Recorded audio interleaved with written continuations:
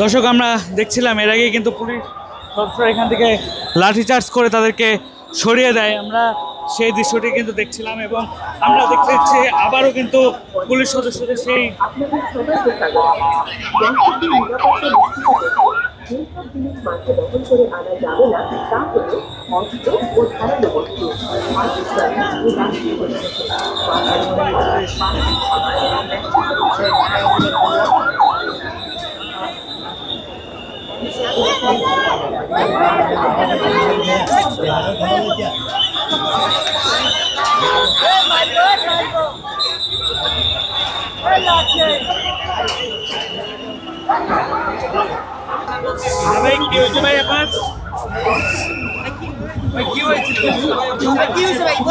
ধাক্কা ধাক্কিতে গায়ের উপর দিয়ে মানুষ উঠে চলে আসছে।